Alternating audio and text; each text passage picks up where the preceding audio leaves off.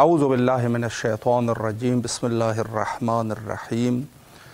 حمد و ثنا ہے ذات باری تعالیٰ کے لیے اور درود و سلام ہے آن حضرت صلی اللہ علیہ وآلہ اور آپ کے آل پاک علیہم السلام پر۔ پروگرام معرفت منتظر عجل اللہ تعالی فرجہ الشریف میں آپ کے حاضر خدمت ہے، اور ایام تعظیمی و تکریمی شہادت حضرت امام موسیٰ کاظم علیہ السلام کے عنوان سے آپ کے حاضر خدمت ہے، اور اس عظیم مناسبت کے موقع پر تمام مومنین اور بالخصوص ہمارے اور آپ کے وارث حقیقی حضرت بقیت اللہ عجل اللہ تعالی فرجہ الشریف کی خدمت میں عرض تسلیت و تعزیت پیش کرتے ہیں۔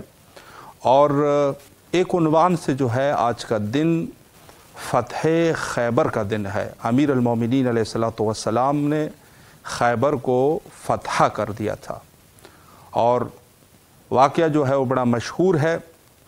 رسول اللہ نے فرمایا کہ کل ایسی شخصیت کو یہ علم دوں گا کہ جو قرار ہوگا، غیر فرار ہوگا۔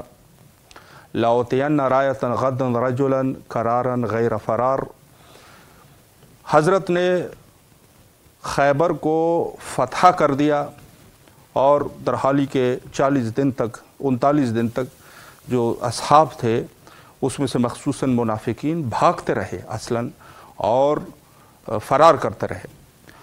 ایک حدیث جو ہے امام موسیٰ کاظم علیہ السلام کے عنوان سے آپ کی خدمت میں پیش کرنا چاہوں گا۔ حضرت امام زمانہ عجل اللہ تعالی فرجہ الشریف کے بارے میں امام موسیٰ کاظم علیہ السلام نے فرمایا کہ اگر، چونکہ ایک جو ہے وہ خیبر کی جنگ ہے جو صدر اسلام کی جنگیں ہیں، اس میں سے بدر کی بڑی اہمیت ہے۔ فرمایا کہ اگر بدر کے برابر تعداد ہو جاتی تو ہمارے وقت کے امام حضرت بقیت اللہ عجل اللہ تعالی فرجہ الشریف ظہور فرماتے۔ ظہور کے لیے اگر اتنے مخلصین بھی ہوتے، تعداد جو بدر کی ہے، تو حضرت ظہور فرماتے۔ امام موسیٰ کاظم علیہ السلام کے عنوان سے ہی ہمارا گفتگو کا سلسلہ رہے گا، اور اس مہم عمر کے لیے ہم دعوت کر چکے ہیں حجت الاسلام المسلمین علی جناب مولانا سید ضمیر الحسن رضوی صاحب قبلہ بنارس سے ہمارے ساتھ محفل گفتگو رہیں گے، اور کنٹرول روم سے فرما رہے ہیں کہ رابطہ بھی حضرت کے ساتھ ہمارا قائم ہو چکا ہے۔ السلام علیکم ورحمۃ اللہ وبرکاتہ۔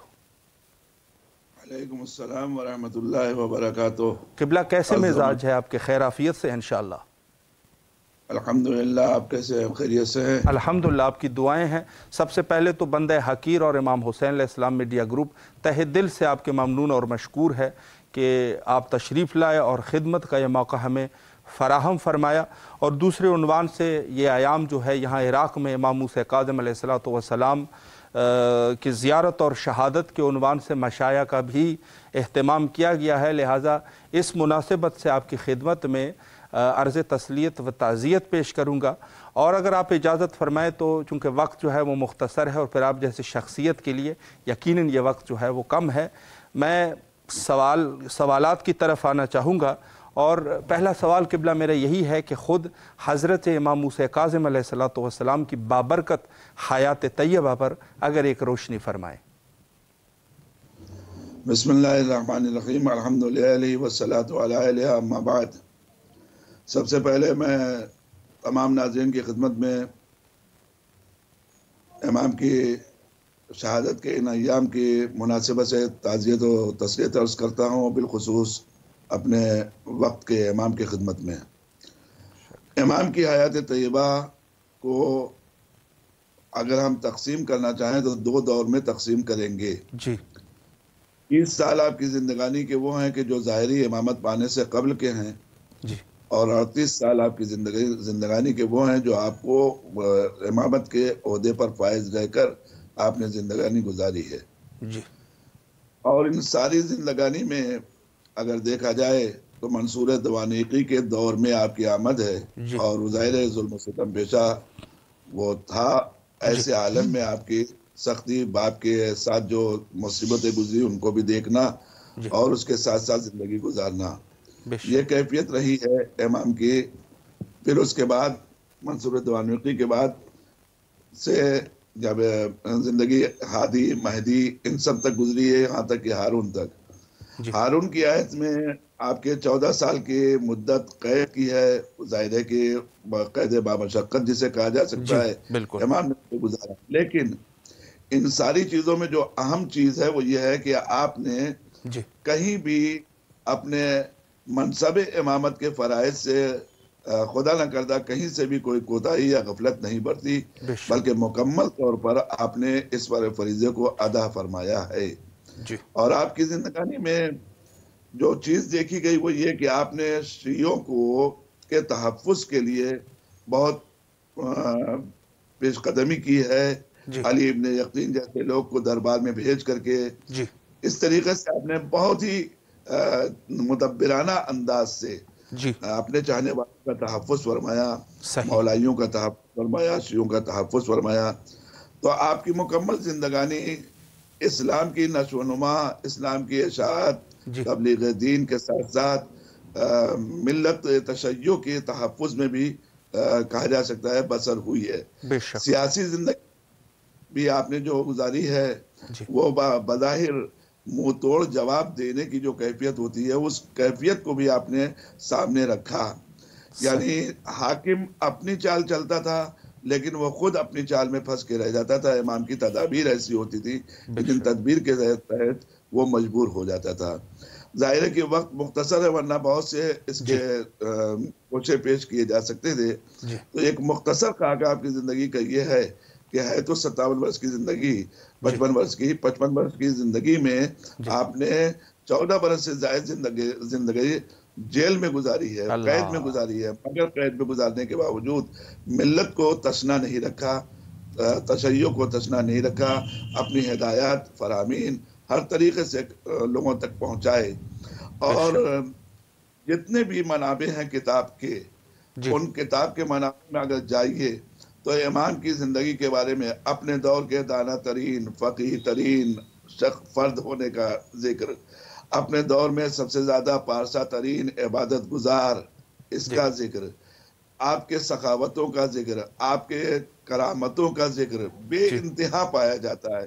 گویا بظاہر تو یہ کہا جا سکتا ہے کہ امام کی زندگی قید کی زندگی تھی، مگر یہ قید کی زندگی دنیا کے اعتبار سے قید کی تھی، لیکن اسلامی اعتبار سے آپ نے بالکل ایک ایسی زندگی گزاری جسے کہا جا سکتا ہے امامت کے منصب کو مکمل ادا کرنے والی زندگی. بے شک بے شک. قبلہ بہت خوبصورت طریقے سے آپ نے وضاحت فرمائی مختصر حیات طیبہ کے عنوان سے. ایک سوال میں یہاں پر آپ کی خدمت میں کرنا چاہوں گا کہ حضرت کے بہت سارے القابات ہیں لیکن آج تک یہ لقب جو ہے وہ حضرت کا مشہور و معروف ہے، باب الحوائج کا لقب. تو اس عنوان سے جو ہے وہ قبلہ آپ کیا فرمائیں گے؟ یہ امام کا باب الحوائج کا یہ لقب ظاہر ہے کہ اس اعتبار سے آپ کے اوپر آپ کی زندگانی میں جو ضرورتوں کو پوری کرنا وہ تو اپنی جگہ پر تھا ہی. جتنے بھی حاجت آئے، جتنے بھی محتاج آئے، آپ کے دروازے سے کوئی خالی نہیں گیا. آپ کے پاس حاجت لے کر کوئی آیا ہے، اس نے امام نے فوراً اس کی حاجت برابری کی ہے. یہ تو آپ کی زندگانی کے مسائل. لیکن زندگانی کے بعد بھی آج تک آپ کے روضے سے، آپ کے اسم سے، آپ کے ذکر سے توسل کر کے کسی نے کوئی حاجت مانگی ہے تو وہ حاجت رد نہیں ہوئی، وہ اپنی نا امیدی بلکہ امید تک پہنچا. اسی لیے آپ کو باب الحوائج کا لقب زیبا دیتا ہے. بے شک بے شک. ایک سوال قبلہ اس عنوان سے کرنا چاہوں گا کہ ظاہر ہے کہ حضرت کی زندگی میں بہت سارے معجزات اور بہت سارے کرامات کا تذکرہ ملتا ہے. تو ایسا کوئی واقعہ جو ہمارے ناظرین کے لیے آپ تعریف کرنا چاہیں ماموس کاظم علیہ السلام کا، آپ کے ذہن مبارک میں اگر ایسا کوئی واقعہ ہے تو بسم اللہ فرمائیں. بے شک الحمدللہ امام کے کرامات بے انتہا ہیں. ذکر کیے گئے ہیں. بارہا تو ہارون کے دربار میں پیش آیا ہے. مثلا ہارون نے بھیجا امام کے پاس نجس چیزوں کو امام کی خدمت میں کہ امام اسے نوش فرمائے. کبھی رطب کی شکل میں اس کو ڈال کے بھیجا، کبھی کسی اور شکل میں، جی لیکن امام کے پاس وہ لے کر جانے والا گیا ہے تو امام کے پاس وہ چیز تبدیل ہو گئی، امام نے اس میں سے نوش فرمایا، اور نوش فرمانے کے بعد اس کو بھی کھلایا جو گیا، جی لیکن جب واپس لے کے وہ دربار میں ہارون کے واپس آیا ہے تو ہارون نے جب کھایا منہ تک لے جانے تک تو وہ چیز ویسی ہی رہی جیسی اللہ امام کے اکبر، پاس، لیکن منہ میں جانے کے بعد اس کے وہ چیز اصل شے میں تبدیل ہو گئی۔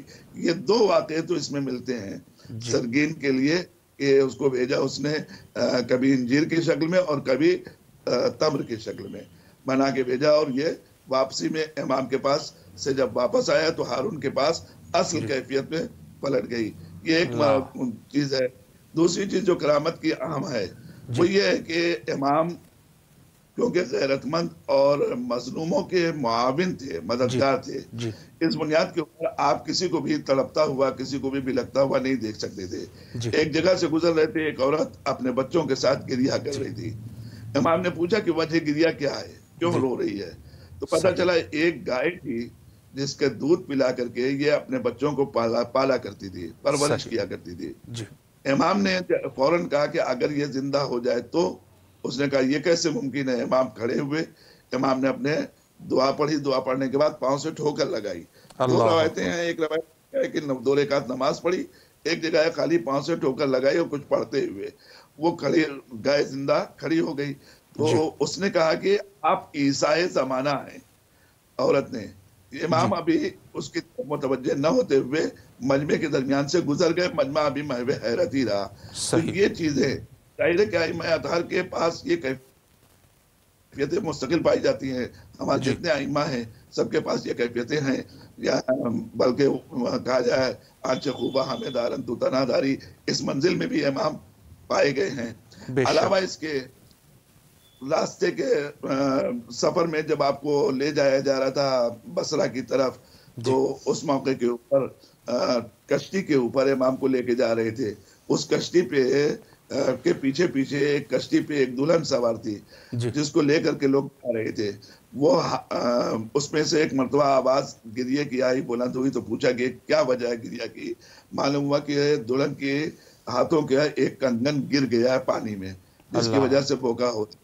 امام نے فوراً آواز دی کہ غواص حضرات اندر غوطہ لگائیں، اور جب انہوں نے غوطہ لگایا تو ایسا چمک رہا تھا جیسے زمین پہ رکھ دیا ہو کسی نے۔ اللہ امام اکبر، نے کہا کہ اس کو باہر لے آؤ، باہر لائے، لا کر کے اس کو دیا، جب دیا تو کہا کہ تو شکر کے کلمے ادا کر پروردگار کا، اور اس کے بعد پھر آگے بڑھ گئے امام کی کشتی۔ تو لوگوں نے کہا مولا آپ نے ایسا کیوں کیا؟ جی کہا کہ اپنے شوہر کی طرف جا رہی تھی، اس کی ایک چیز گر گئی، اس میں گریا کر رہی تھی، میں نے اس کو نا امید نہیں جانے دیا۔ میں یہی کہہ اللہ رہا ہوں کہ اکبر، یہ ایسے اسباب ہے کہ جو ذرا میں دل سوزی جو امام دکھا رہے ہیں، اس سے بے پتہ شک، چلتا ہے کہ آپ اپنوں کے لیے کتنے دل سوز رہے ہوں گے جب جی غیروں کے سلسلے سے اتنے دل سوز تھے۔ سبحان اللہ، سبحان اللہ۔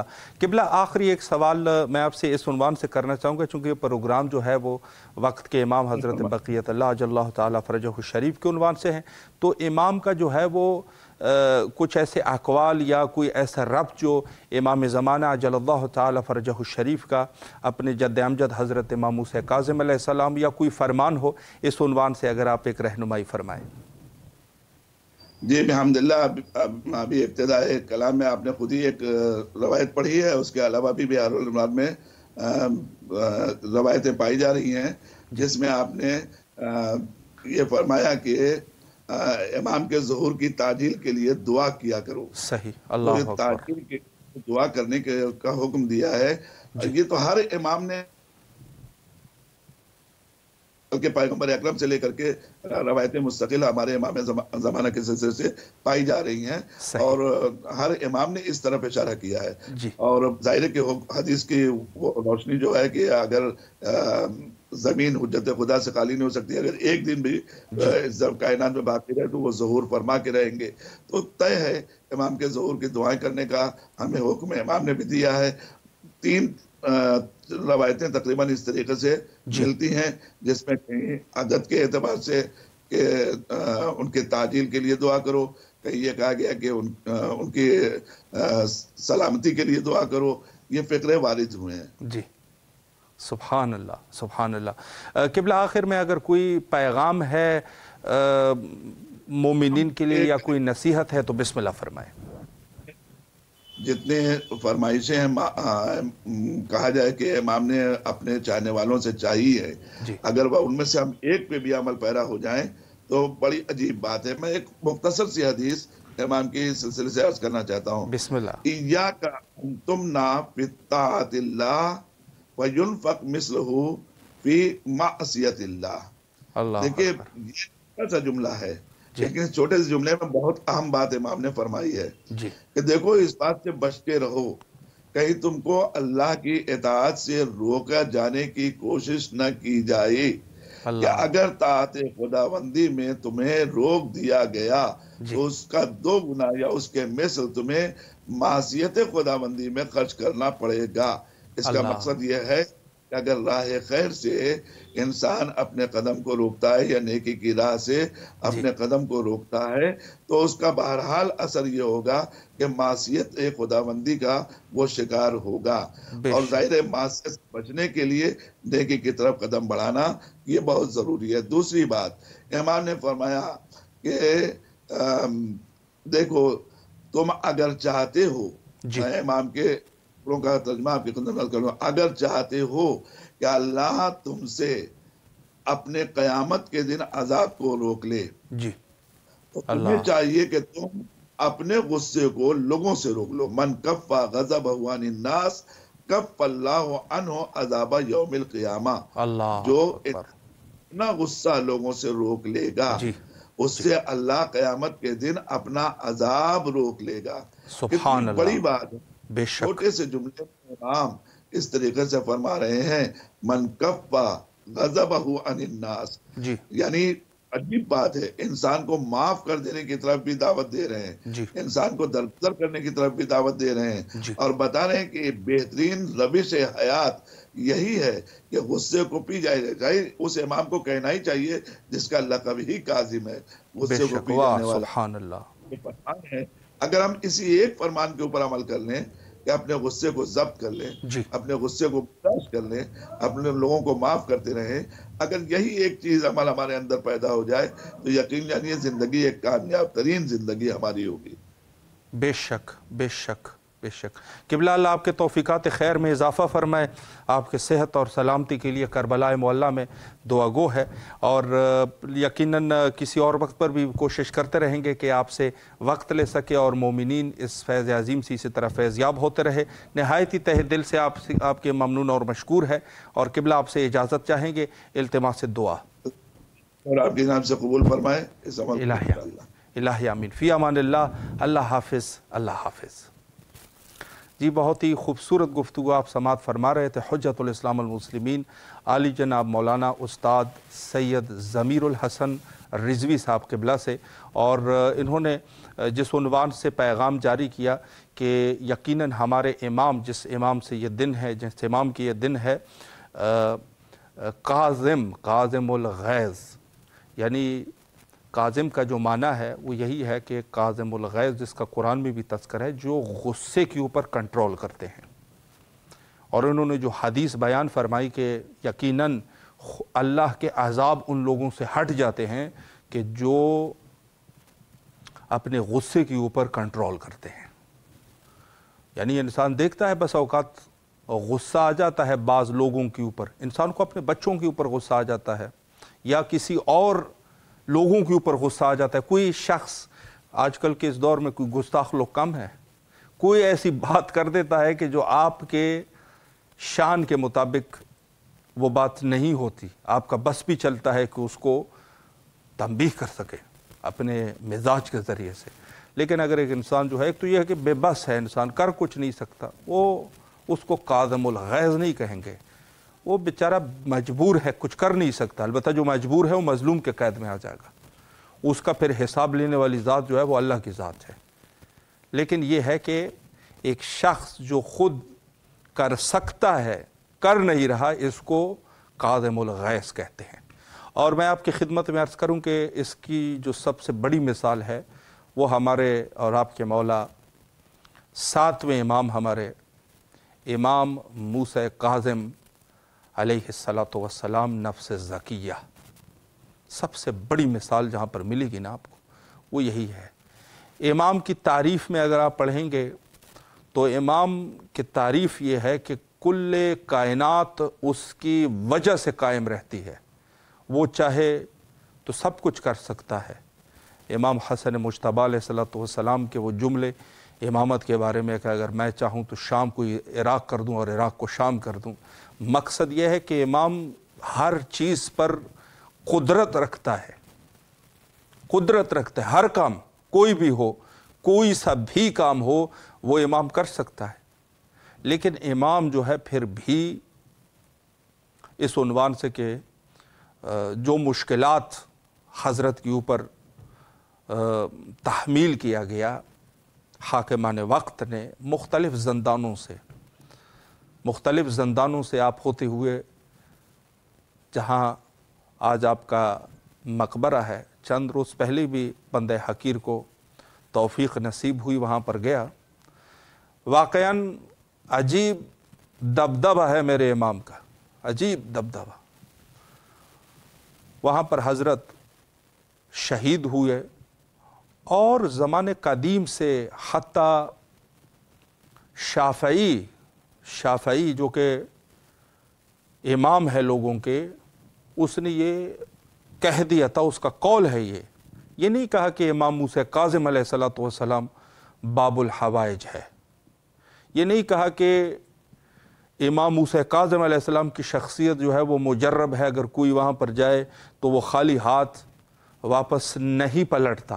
انہوں نے یہ نہیں کہا کہ خود شخص امام موسیٰ کاظم علیہ الصلوۃ والسلام جو ہے وہ مجرب ہے کہ جو بھی در امام موسیٰ کاظم علیہ السلام پر جائے وہ کبھی خالی ہاتھ نہیں واپس نہیں آتا، بلکہ اس نے یہ کہا کہ قبر موسیٰ کاظم، انہوں نے کہا کہ جو قبر امام موسیٰ کاظم علیہ السلام ہے بغداد میں، تریاق المجرب، وہ جو ہے وہ مجرب ہے، کسی کو جو بھی جس کی کوئی حاجت ہو اس کی برآوردہ ہوتی ہے اس مقام سے۔ یہ جو مقام کاظمیہ المقدسہ ہے، یہاں پر جو ہے، اور حتیٰ وہ خطیب بغدادی کا جملہ جو انہوں نے تاریخ میں بغداد میں رقم کر دیا، انہوں نے یہ کہا کہ قدیم الایام سے بین سنہ و شیعہ یہ چیز جو ہے وہ معروف تھی کہ جس کو جو بھی چاہیے وہ اس کاظمیہ میں باب الحوائج حضرت امام موسیٰ کاظم علیہ الصلوۃ والسلام پر مراجعہ کرے، لوگ ان کے حوائج جو ہے وہ برآوردہ ہو جاتے ہیں، اور چاہے سنی ہو یا شیعہ کوئی بھی ہو، کسی بھی مذہب کا ہے، وہ اس مقام پر جایا کرتا تھا، جن کے جو مشکلات ہوا کرتے تھے مشکلات جو ہے وہ حل ہو جاتے تھے۔ خطیب بغدادی نے تاریخ بغداد میں جو کہ ایک سنی عالم ہے، انہوں نے یہ لکھ دیا۔ تو یہ وہ مقام ہے کہ جس مقام پر لوگوں کے حوائج برآوردہ ہوتے ہیں۔ سب مومنین کے لیے دعا گو ہے کہ مولا سب کے حوائج کو برآوردہ کرے، اور اگر کوئی بیمار ہے بیماروں کو شفایابی نصیب فرمائے، اور جو جس قسم کی بھی حاجت کا طالب ہے مولا ان کے حاجت کو روا فرمائے، قبول و منظور فرمائے۔ ان ایام مقدسہ کے صدقے میں وقت بھی ہمارا تقریباً انتہا، اور ہماری سب سے بڑی دعا حجت خدا حضرت بقیت اللہ عجل اللہ تعالی فرجہ الشریف کے ظہور کے لیے ہے۔ آئے مل کے دعا کرتے ہیں سب مومنین کی نیابت میں، اللہم عجل لولیک الفرج۔